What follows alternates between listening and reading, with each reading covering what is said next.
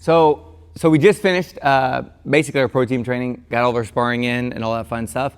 And what we're gonna do now is we're basically gonna spend a little bit of time developing in a position. It's not that it's for 50-50, as in you have to do 50-50, but let's say it's like after practice and you guys wanna develop other positions and just get better in some niche stuff. We're working with Ethan, obviously right now. It's gonna help Brody too, but right now all we're doing is looking to get better in 50-50. So what we generally tend to do is that anytime we're gonna try to get a better spot, sometimes we'll do 5 or 7 minutes.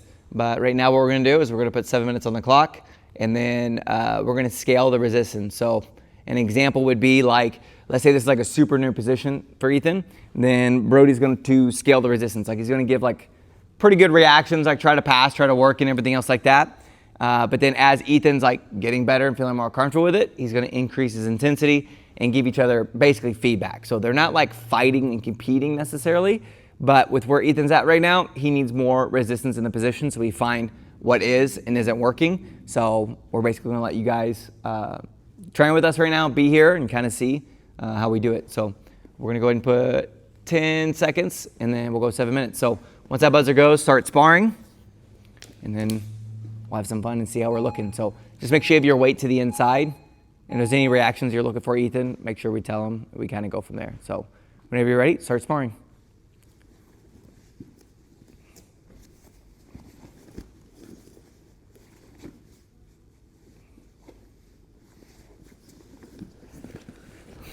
Oh, gotta throw them on me.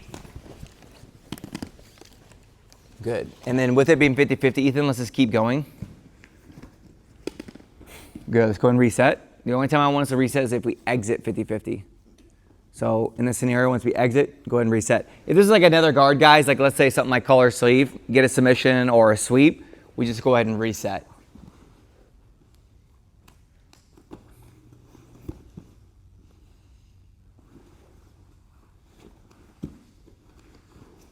There we go. And keep going here, keep going until you connect into a position.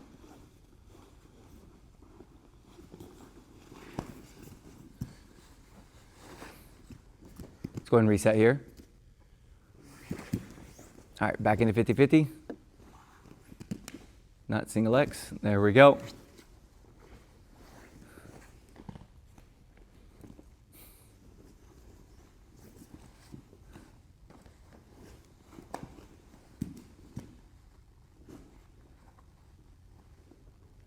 Don't be afraid to go for the same stuff over and over again too, Ethan, because it's basically like we're drilling, but we're obviously sparring in the position.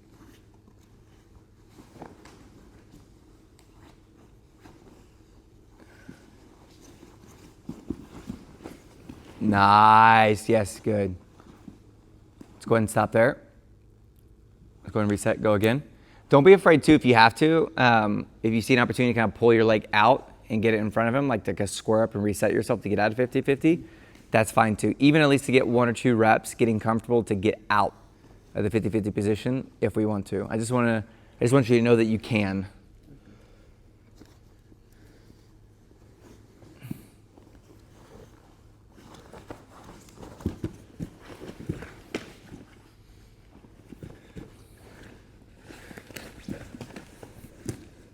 Take your time. Serpa. Take it into the Serpa. Good. Keep going a little bit. Nice. Yes, I like this. Good. Good.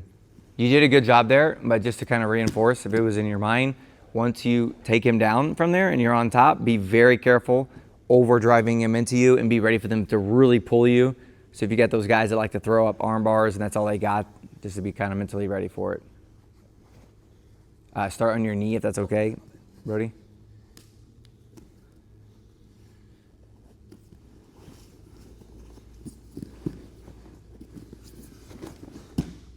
Nice.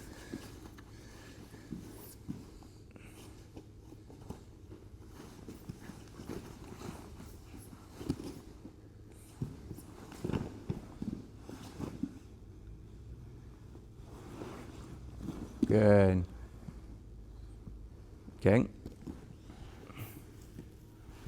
you kind of feel what happened there? See if you can recreate it again. Doesn't have to be out this rep, but one of the reps, try recreate it again and make the adjustment that you felt.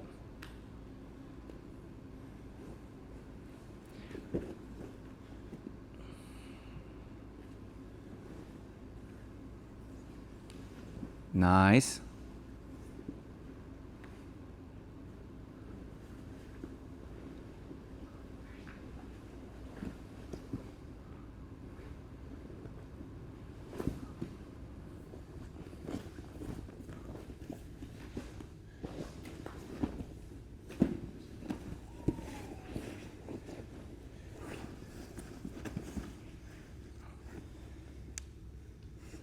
For the sake of the drill 2, yes, good. I really like that. For the sake of drill 2, put them back into 50-50, just so we can continue to work skill in the position. Obviously, guys, I'm doing this right now with the camera, but one thing that we would really do with these 7-minute rounds is that we would also be filming these rounds. So there's gonna be situations like if it doesn't go exactly the way that we want, we may have like memory of what happened, but it's not gonna be the same as what's on film. So we always film these like sometimes we do 5-minute rounds when we're trying to specifically develop a position. When you guys are ready?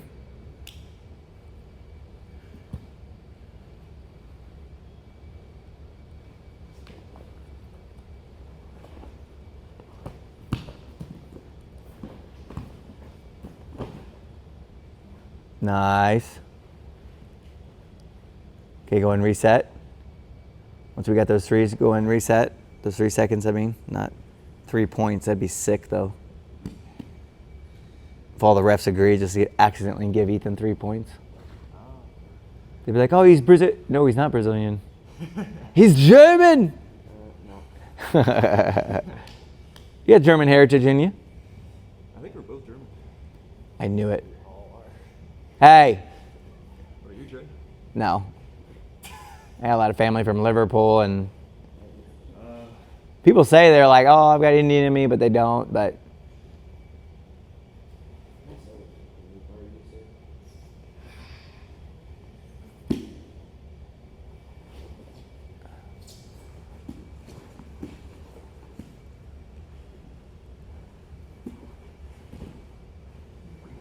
keep connecting, have fun with it.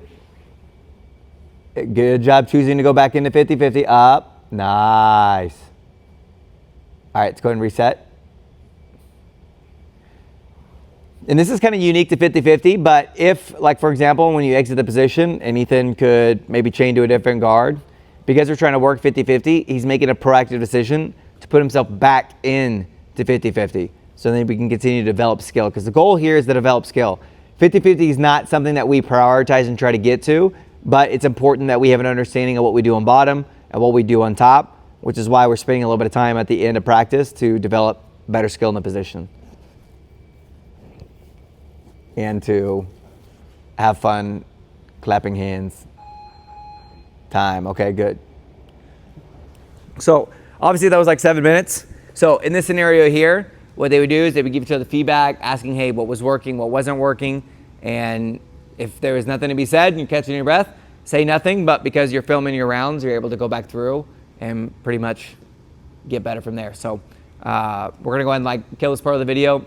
I'm gonna end up heading home, getting cleaned up, get some of the stuff done for the day, review some stuff on school, and I actually still have my workout I gotta get in because I did not do it this morning.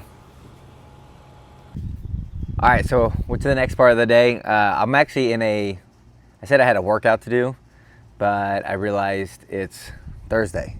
I don't know how often you guys get through the beginning of your day and you realize, oh, it's not whatever day it is. I thought it was Wednesday for some crazy reason, which makes no sense because that was yesterday. But my lifts actually are Monday, Wednesday, Friday, and Saturday.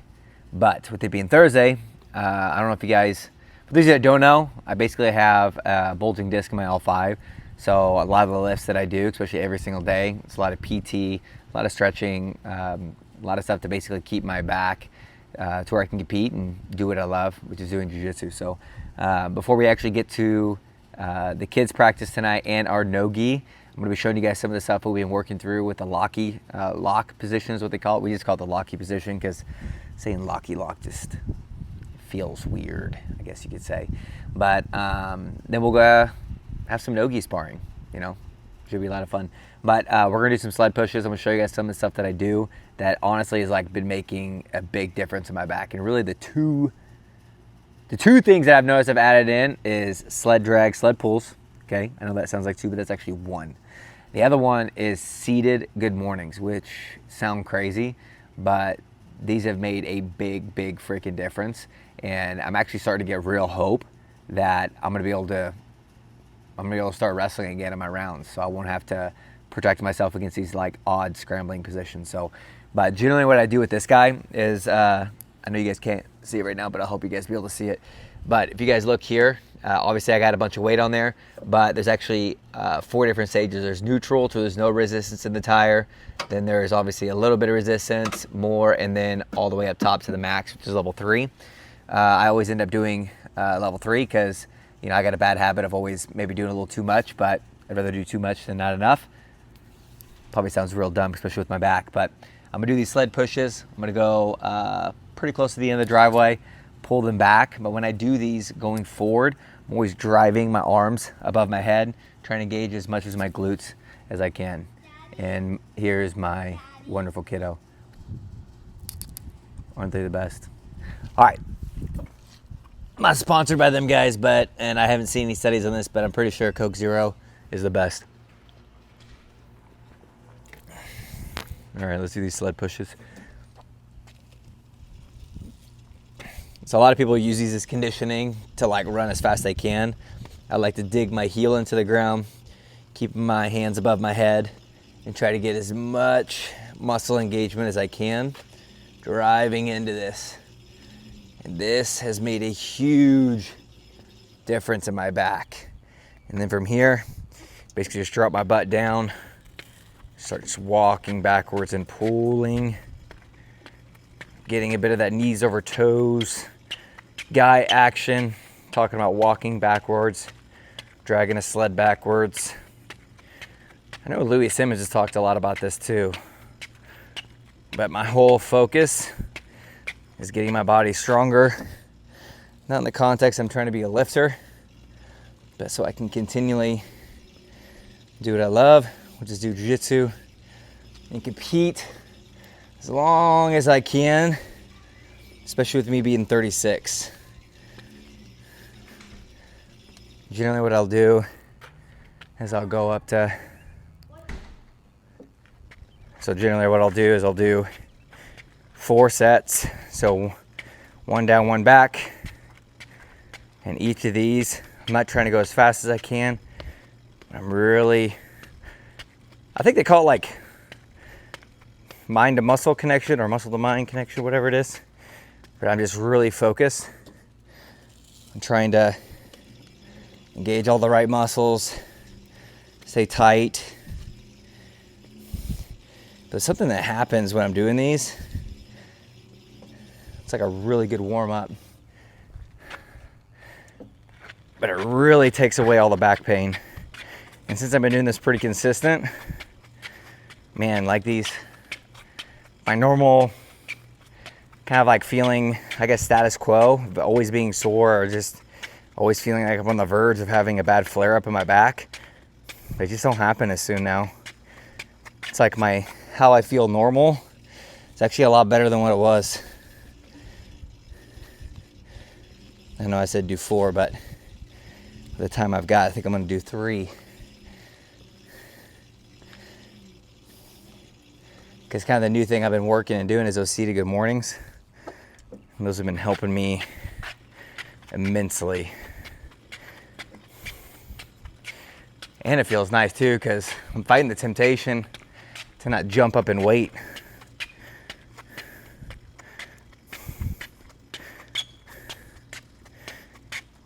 Oh. All right, so I know I was gonna do 4, but time right now, I'm just gonna do the 3 so I get to my seated good mornings, and then we gotta get ready to go coach some NoGi.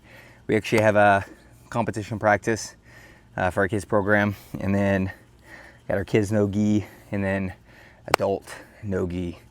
We'll be showing some of the finishing details with the Lachy position, different entries. Then we're gonna get a lot of sparring in, and with Ethan competing in IBBJF Worlds, though it's gi, by getting some movement, having fun, I think it's gonna be the biggest thing for him is just keeping him loose and keep him just focused on getting ready to do what he loves, which is jiu-jitsu. So let's go do those seated good mornings. All right, well, I thought I filmed those sets of doing the seated good mornings, but again, I don't work out on Thursdays. We do Monday, Wednesday, Friday. No, Monday, Wednesday, Friday, Saturday. But these sled pushes, pulls, good mornings, I've been like getting such good returns for my back that I actually feel like I'm gonna be able to wrestle and be able to scramble and get to do parts of jiu-jitsu that I've been basically having to neglect so my back doesn't just completely give out. So I'm gonna do one more set with these because I wanna be able to get this on video for you guys. And yeah, so I get two 25-pound dumbbells. My butt is to the edge of the bench. Feet are out here like this. Arms are gonna be really tight against my legs here. And then as I go down, I try to keep my back as straight as possible so I don't let any rounding at all. So I lean down here, get control of the dumbbells, and I sit up.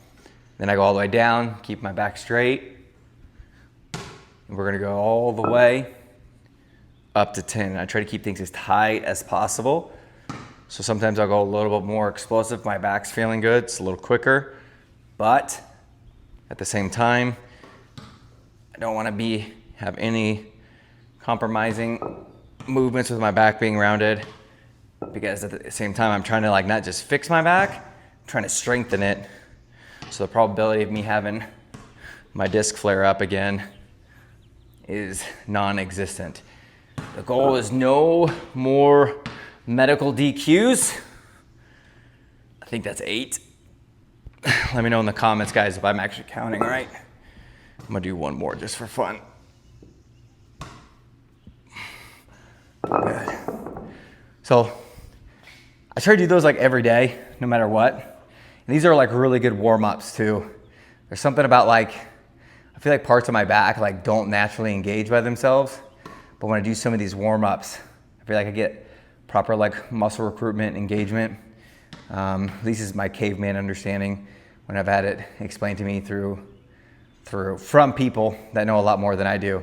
And it's been like helping my back a lot. So I'm kind of like, I guess, not okay with, but I've kind of accepted that I'm probably gonna have back issues for quite a while, but I've had this like glimmer of hope that I'm actually gonna be able to completely basically fix it, but it's gonna be a long game. It's not gonna be a short-term fix and then move on. Like when I had surgery on really both of my knees, PT'd my way back, and then once I was good, I was good. I think I'm gonna be doing a lot of this PT forever and just making my back as strong as possible. So, but we're gonna get my NoGi stuff ready. Got the advanced practice we're gonna coach, NoGi kids, and then we're gonna do some fun NoGi stuff. So I'm gonna timestamp this stuff for you guys too in the comments. So let's go ahead and go back through these finishing mechanics. So as a reminder, guys, the big reason why we're really focused on this Lachy position is because one of the troubles of playing any of the leg locks in NoGi is that as I go for a K guard, and let's say I'm trying to attack something, it's very easy for my partner to kick out and get away, especially when they're like really sweaty. There's a lot less friction in NoGi. But let's say like I get the K guard, I get my partner here. When I get control over this heel, even if he starts to kick away, when I get my elbow joint behind my partner's Achilles and I get really tight here, even if my legs are not in play, if Xander tries to kick away, I'm extremely connected to my partner. So it's one of the big reasons why I really like this position and why I'm really encouraging it, because one of the most frustrating things, like for example, the guy we all love and that is in St. Louis working right now, Michael, he gets extremely sweaty, especially when he sneezes. So like if you touch his legs, doesn't matter what you're doing, what does he do? He kicks away and runs away. You can say what you want about that, right? But when you get this position here and you get this really tight, guys, like I have the friction of my elbow joint behind my partner's Achilles, and the heel kind of works like a ball joint that gets stuck. My left hand is cupping the end of this here, which then with my hand as well staying tight makes it very difficult for it to escape through my right arm. And then I have my neck, using my neck and my head to keep control over this here. Now keep in mind, when I'm doing this, I'm not just thinking like wrap around, grab heel, because then it looks like this.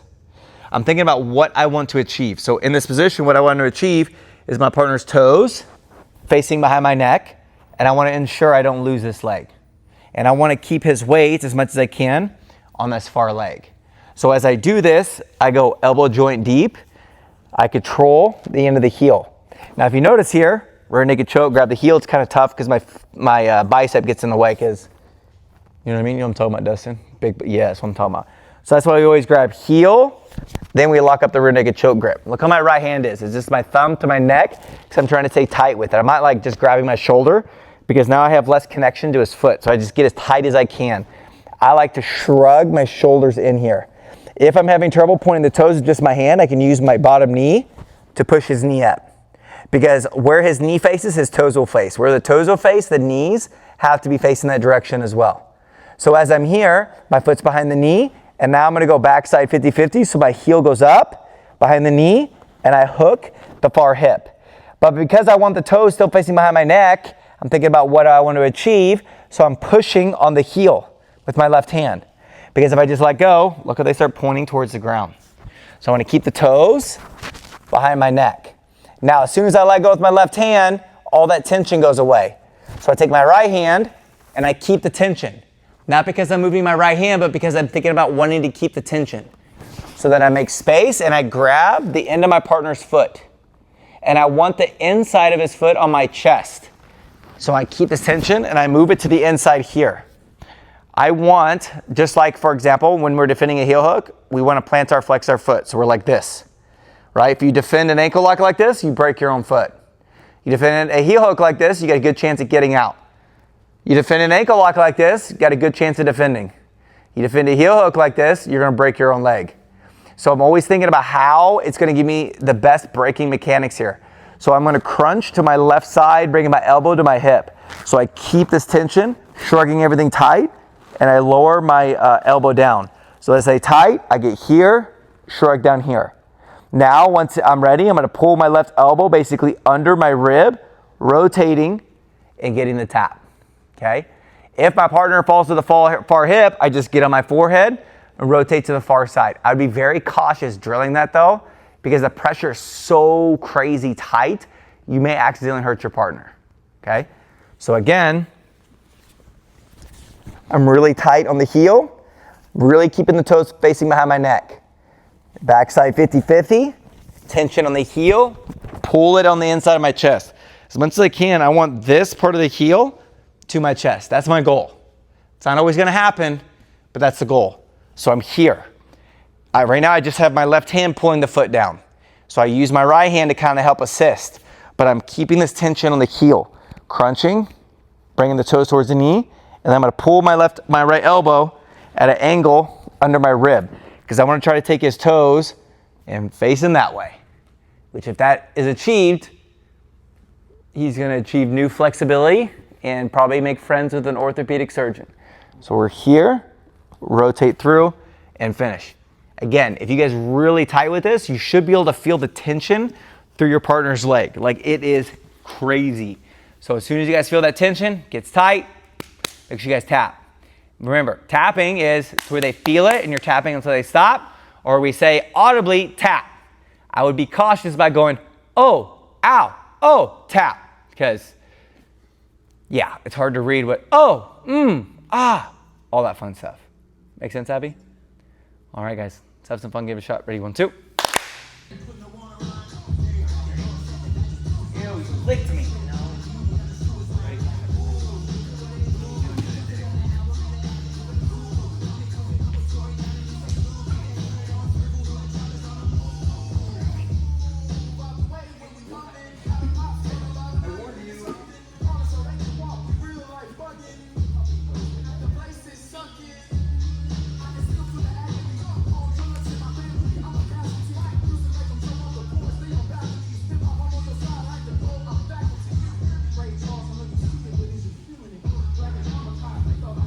You adjusted my ankle.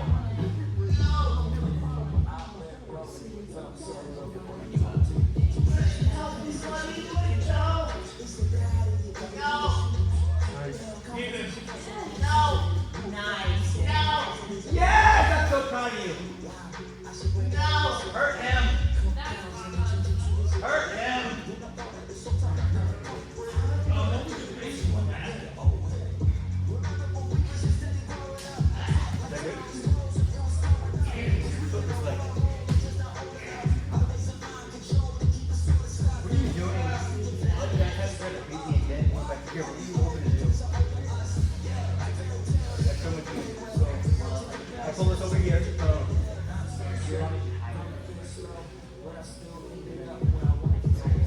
You were hoping this is the end. This is what you were looking for.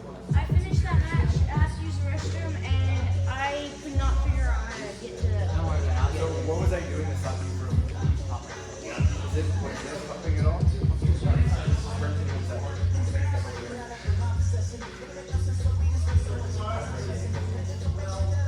No, think about this mechanic.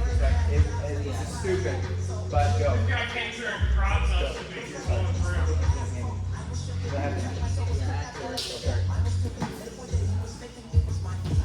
I can't.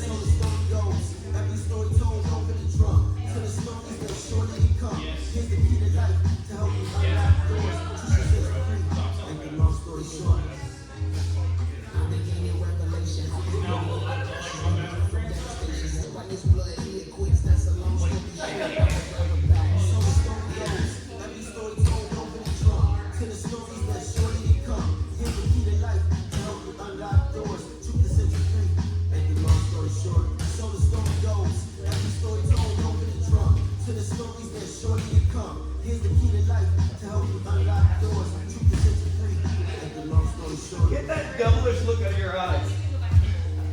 You get this look of like,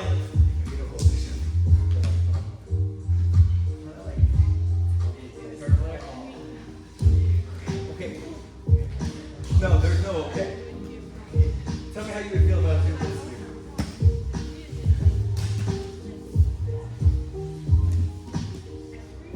There you go. Listen up, that boy.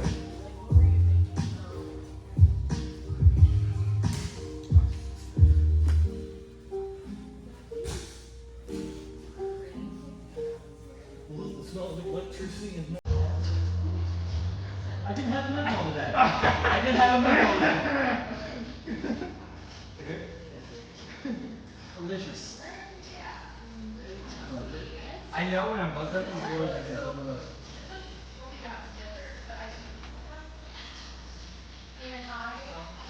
My face.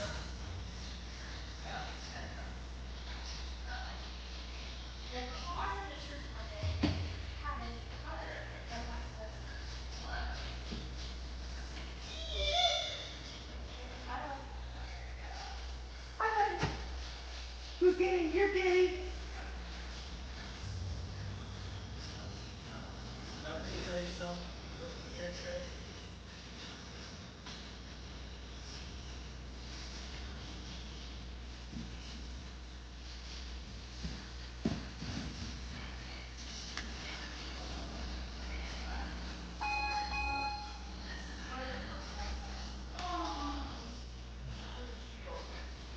Kit, I gotta start taking easy kick down. Or easier. Because I had that leg, but I tried that leg. I'm like, well, I'm gonna go for a good time. I've done it from throw. They just spin you. Didn't find that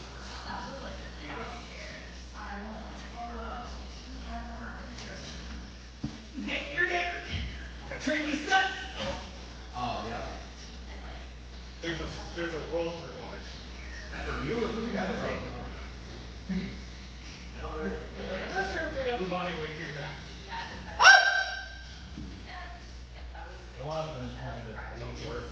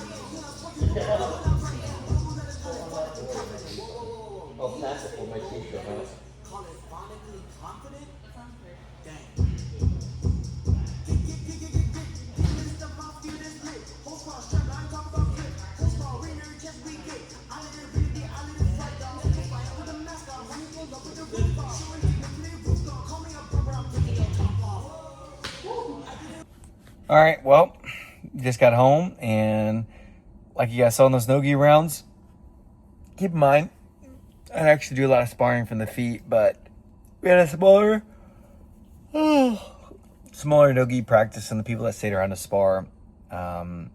Basically with Ethan having Worlds next weekend, we just did a lot of 50-50 work. Even though Worlds is in the gi, we really believe like jiu-jitsu is jiu-jitsu, and we do it because we love it and it's fun. So we just did a lot of situational work from 50-50. You're gonna see me catch some cool stuff, but Ethan is a dangerous dude. Caught me in a couple decent heel hooks. I think he caught me in one Aoki, I think it was, but as you can see, pretty darn tired after today, but couldn't think of anything else I think I'd rather be doing than jiu-jitsu, family, running the gym, helping others try to achieve their goals and do what they want to do with their life. So a lot of Monster Energy drinks back there. I need to find a way to like stick to just coffee. What do you guys do for caffeine? I need to like find something other than energy drinks, because I really want to do coffee, but a lot of times when I drink coffee, it just makes me more tired. So if this is helpful to you guys, if you guys can lend me a hand, let me know what you guys like to do caffeine wise and how you stay awake, because again, I am struggling, at least in the mornings, I guess I should say. But anyways, guys, catch you guys in the next one, and jiu-jitsu's awesome.